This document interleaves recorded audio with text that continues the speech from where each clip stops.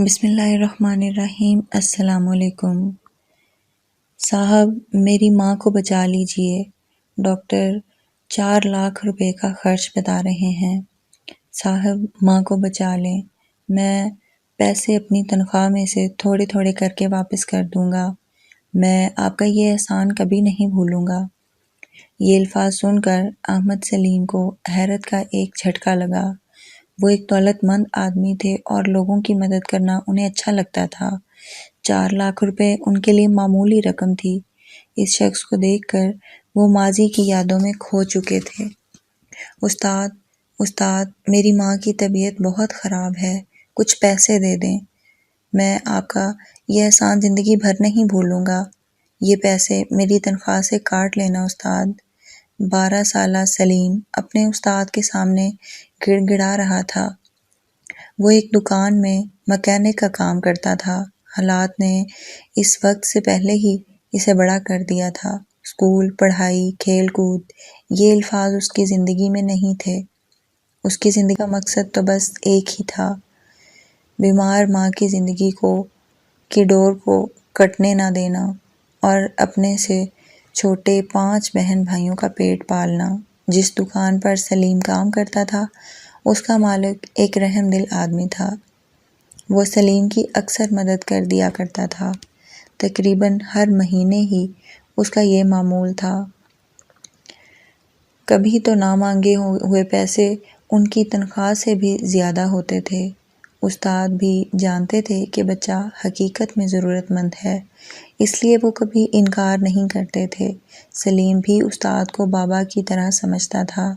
استاد کو یہ بات معلوم تھی کہ وہ شروع سے ایسی پریشانیوں کا شکار نہیں تھا۔ جب تک سلیم کے والد زندہ تھے اسے کبھی پانی پینے کے لیے بھی خود اٹھنے کی زحمت نہیں کرنا پڑتی تھی۔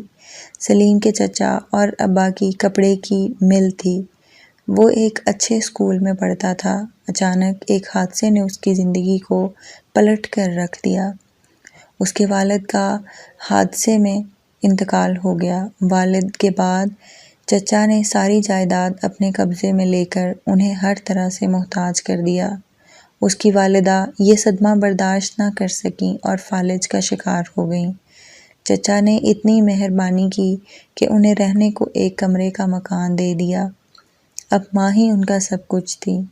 سلیم نے ایک مکینک کی دکان پر کام شروع کر دیا۔ ایک دن اس کی اندھیری دنیا مزید تاریک ہو گئی۔ اس کی ماں راتوں رات چپ چاپ دوسری دنیا سے دھاٹ گئی۔ استاد ہی نے اس کی ماں کے کفن دفن کا انتظام کیا۔ سلیم خود کو اپنی ماں کی موت کا ذمہ دار سمجھتا تھا۔ اگلے دن وہ استاد کے پاس گیا، مگر آج وہ ایک فیصلہ کر چکا تھا۔ اس نے استاد سے کچھ پیسے ادھار لیے اور کچھ سلے سلائے کپڑے خرید کر بیچنے نکلا۔ کم منافع رکھ کر اس نے سارے کپڑے بیچ دیے۔ آہستہ آہستہ وہ اپنا نام مارکیٹ میں بناتا گیا۔ لوگ آنکھیں بند کر کے اس پر بھروسہ کرتے تھے۔ آخر وہ وقت بھی آیا جب اس نے ایک دکان مارکیٹ میں خرید لی۔ اب وہ 22 سال کا ہو گیا ہے۔ اس کا شمار بڑے کاروباری لوگوں میں ہونے لگا ہے۔ چند برسوں میں اس کا کاروبار پورے شہر میں پھیل گیا۔ کپڑے کی مل لگانا اس کا خواب تھا، وہ بھی پورا ہو چکا تھا۔ شہر بھر میں اس کی شہرت تھی۔ اس کے بہن بھائی بھی اب پڑھ لکھ گئے تھے، مگر احمد سلیم خود نہیں پڑھ سکے۔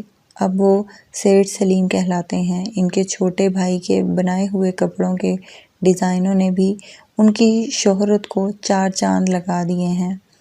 اس عرصے میں وہ استاد کو نہیں بھولے تھے اور ان کا ہر ممکن خیال رکھتے تھے۔ صاحب پلیز صاحب بچا لو۔ یہ ان کا چچا زاد بھائی تھا جو انہیں پہچان نہیں پایا تھا، مگر سیٹھ سلیم اسے پہچانتے تھے۔ وقت نے اس کے پورے خاندان کو تباہ کر دیا تھا۔ ایک لمحے کو انہوں نے سوچا کہ وہ اسے دھکے دے کر باہر نکلوا دیں اور اپنی ماں کی موت کا بدلہ لے لیں، لیکن وہ ایک اور ماں کو نہیں کھونا چاہتے تھے۔ اس درد کو ان سے بہتر بھلا کون جانتا تھا؟ کوئی بات نہیں، تمہاری ماں میری ماں ہے، اس کے علاج کی ذمہ داری میری ہے۔ وہ اس کے کندھے پر ہاتھ رکھتے ہوئے بولے۔ ان کے دل سے ایک بوجھ اتر چکا تھا، اپنی ماں کی موت کا بوجھ، جو وہ ایک ماں کو بچا کر ہی اتار سکتے تھے۔ دوستوں، مزید اچھی ویڈیوز کے لیے ہمارے چینل کو لائک اور سبسکرائب کریں۔